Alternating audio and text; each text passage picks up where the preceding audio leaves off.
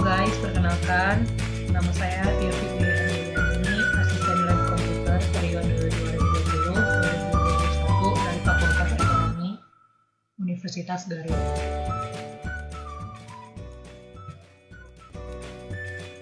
Kali ini kita akan belajar mengenai jenis-jenis fungsi dan rumus dalam Microsoft Office Excel. Sebelum itu, apa itu Microsoft Office Excel? Jadi, Microsoft Office Excel adalah program aplikasi spreadsheet yang canggih dan populer, serta banyak digunakan untuk membantu pengguna aplikasi dalam melakukan proses perhitungan, penggunaan fungsi-fungsi, pembuatan grafik untuk presentasi, menganalisis data, dan memanajemen data. Kesederhanaan dan otomatisasi yang ditawarkan program ini telah menjadikan bagian vital dan aktivitas bisnis sehari-hari, baik dalam kantor kecil maupun perusahaan multinasional sekalipun. Dalam versi ini, Excel seakan-akan telah dilahirkan kembali dan menghibur versi sebelumnya dengan sejumlah fasilitas tambahan terbaru yang jenius.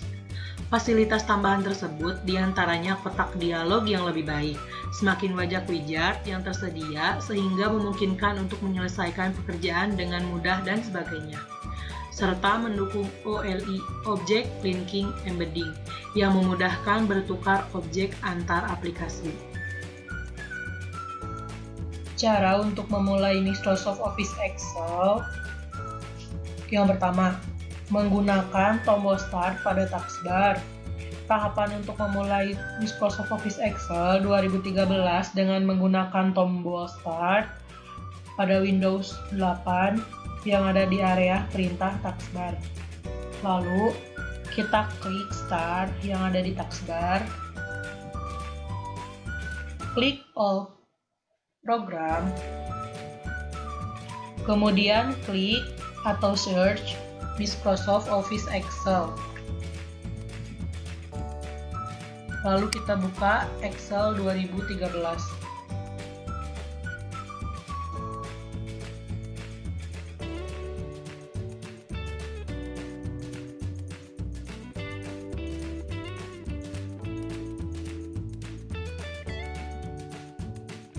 Maka akan ada tampilan seperti ini. Selanjutnya, kita akan belajar mengenal elemen dasar Microsoft Excel.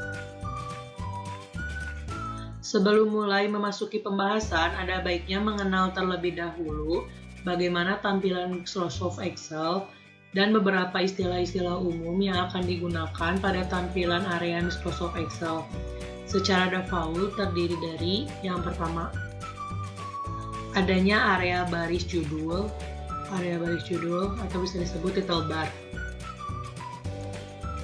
Terdiri dari quick access toolbar, berisi tombol-tombol yang berfungsi sebagai alternatif penggunaan perintah yang sering digunakan. Lalu ada title bar, berisi nama file yang sedang dikerjakan atau sedang aktif. Dan ada tombol ukuran atau sizing button untuk mengatur, menampilkan, atau menyembunyikan jendela program dan menutup program, yaitu tombol minimize, maximize, dan close.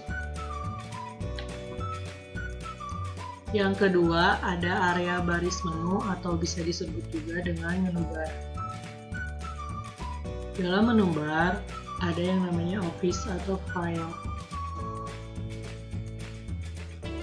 Di dalamnya terdapat info, new, open, save, save as, print, share, export, close, account, dan option.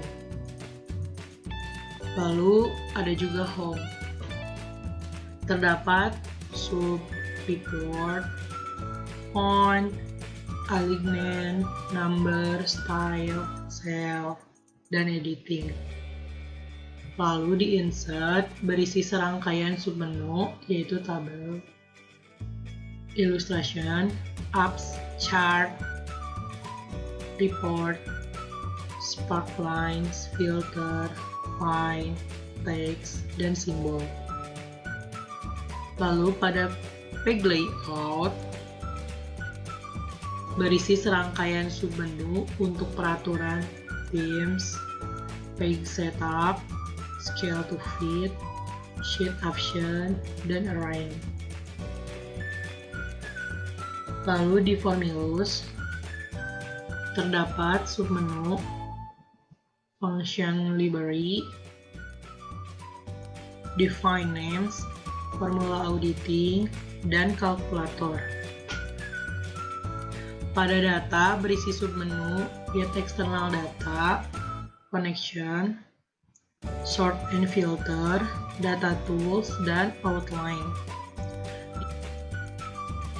Di review terdapat submenu proofing, language, comment, dan change. Pada view, terdapat submenu workbook view, show, zoom, windows, dan Marcos.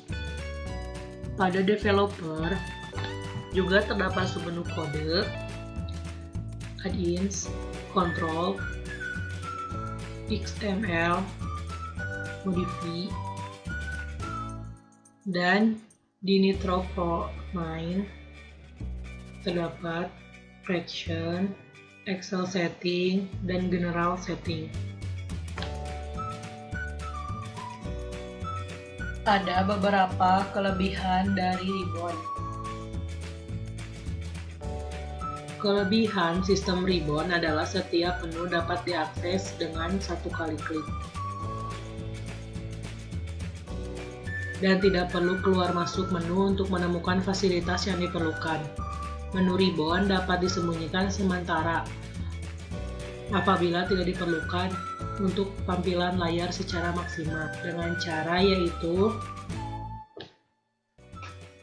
di pojok kanan terdapat panah ke atas, dan jika kita klik maka tampilan Ribbon akan disembunyikan secara sementara.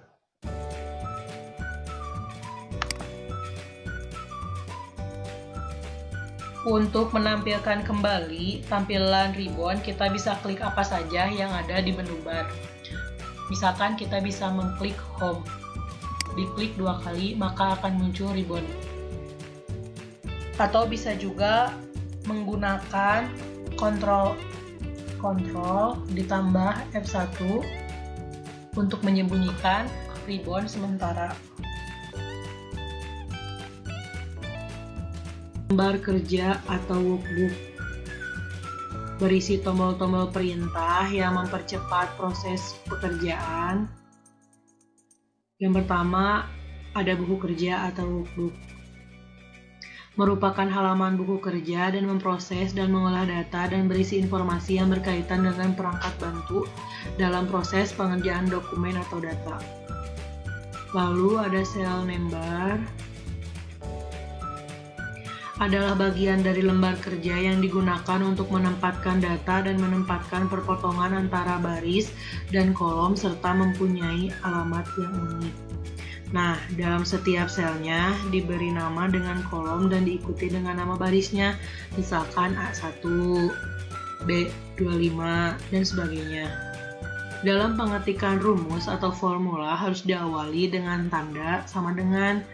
Misal untuk menjumlahkan nilai pada A1 dan B1, maka pada sel atau formula bar diketik sama dengan A1 ditambah B1. Lalu ada row heading. Merupakan baris horizontal pada workbook yang dia wakili dengan angka yang berurutan. Seperti 1, 2, 3, 4, 5, dan seterusnya. Yang selanjutnya ada column number. Merupakan kolom vertikal pada workbook yang diwakili dengan abjad alfabet. Seperti A, B, C, D, E, F, G, dan sampai seterusnya. Setiap kolom mempunyai lebar 9 karakter. Sebagai keadaan standar default. Lalu ada function atau fungsi.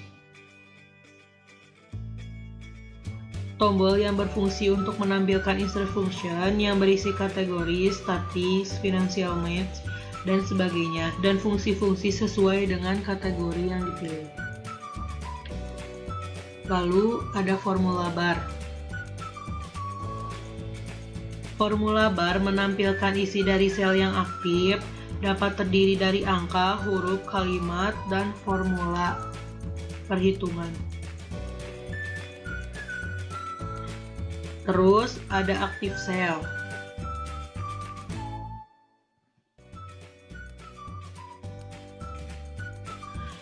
Active cell merupakan sel yang siap digunakan untuk proses pengolahan data. Ada juga active sheet. Active sheet merupakan informasi lembar kerja dari dokumen yang sedang dikerjakan secara default, terdiri dari 3 worksheet yang diberi nama sheet 1, sheet 2, dan sheet 3. Ada juga view buttons yang berisi peraturan jenis tampilan dokumen, antara lain adanya normal. Adanya normal memberikan tampilan sesuai hasil yang akan diterima pada saat dicetak atau default. Ada page layout memberikan tampilan halaman dengan tambahan ruler, margin, dan header atau footer. Adanya page break preview memberikan tampilan halaman sesuai dengan penghalaman workbook.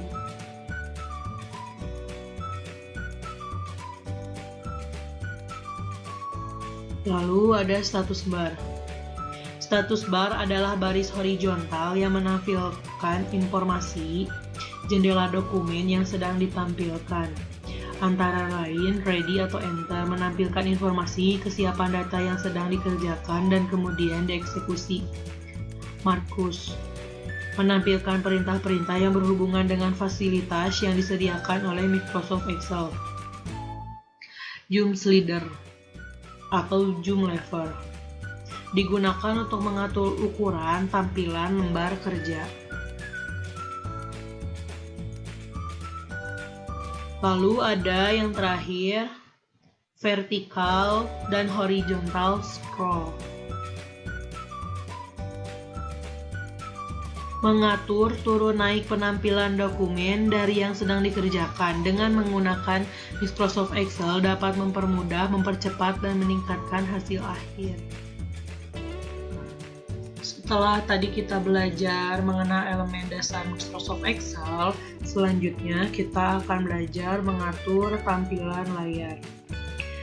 Nah, kita ke view. Lalu, pada submenu show, hilangkan checklist atau uncheck pada kotak formula bar, grid lines, dan headings.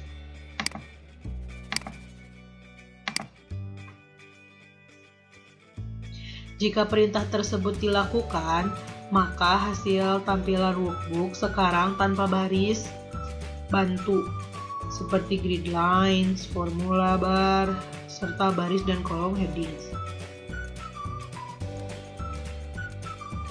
Mengatur jumlah lembar kerja. Secara default, jumlah lembar kerja ketika membuka buku kerja atau buku kosong adalah 3 lembar kerja sheet. Untuk menambah jumlah sheet dapat diatur dengan cara-cara sebagai berikut. Yang pertama, klik file, lalu klik option di pojok kiri bawah. Pada general, pilih include this many sheet. Kita dapat mengatur jumlah lembar kerja sesuai dengan apa yang kita inginkan. Jumlah lembar kerja ini diterapkan pada workbook kosong yang dibuka sesudahnya. Misalkan kita memilih 4. Lalu klik OK. Atau dengan cara klik icon insert worksheet, shift, ditambah F11, maka akan bertambah sheet 4.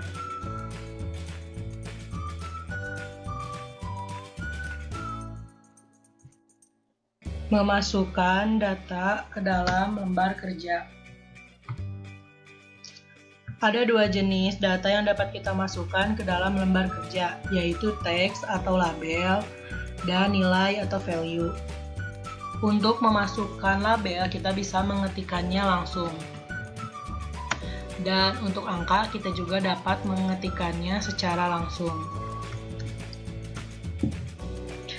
Nilai atau value adalah data atau berupa angka dan rumus. Cara memperbaiki kesalahan pengetikan. Di sini ada data, beberapa data. Jika ada data yang salah, kita dapat memperbaikinya dengan cara langkah-langkah berikut. Di sini yang salah adalah harga barang. Seharusnya harga barang itu 50.000, tetapi di sini tertulis 52.000. Cara memperbaikinya, kita arahkan kursor kepada harga barang, lalu mengkliknya 2 kali, atau bisa juga dengan tekan tombol F2. Setelah itu, modus penyuntingan akan ditampilkan dan kita dapat langsung memperbaiki data tersebut. Jika kita mengetikkan karakter baru pada posisi titik sisip dengan baris, karakter yang kita ketikkan akan menyisip di posisi titik sisip. Kita simpan karena harusnya 50.000, maka kita sisipkan di belakang angka 2, lalu kita bisa menghapusnya dan menggantinya dengan 0. Lalu enter. Data yang kita buat ternyata sudah benar. Langkah selanjutnya, kita akan menyimpan buku kerja tersebut. Penyimpanan buku kerja. Seluruh lembar kerja yang telah kita buat, kita simpan dengan cara langkah-langkah berikut. Pilih menu File, lalu kita Save As, atau bisa juga dengan Ctrl S, klik Browser, lalu kita simpan dengan nama yang kita inginkan.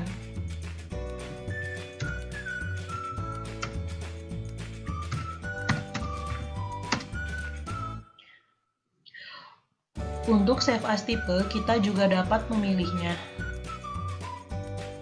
Misalkan kita ingin mengubah data tersebut ke PDF atau ke dokumen. Kita pilih, lalu kita klik Save.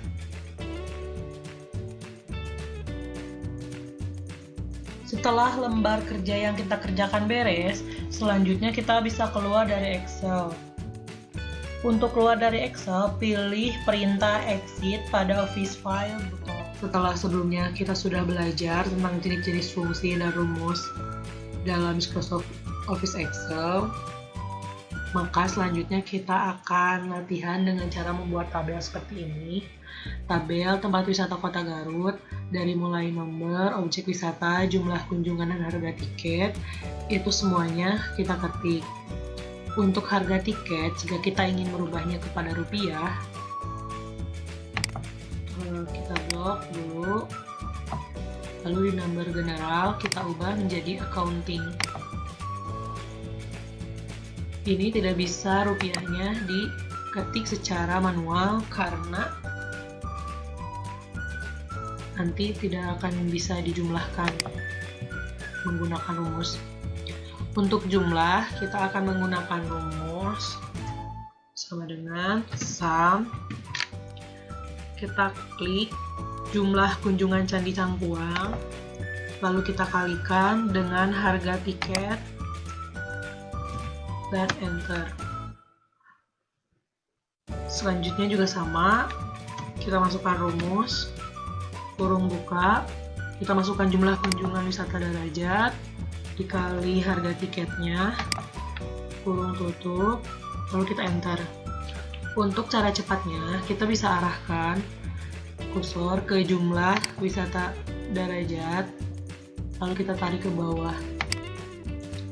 Maka secara otomatis, rumusnya pun akan mengikuti yang atas, seperti itu.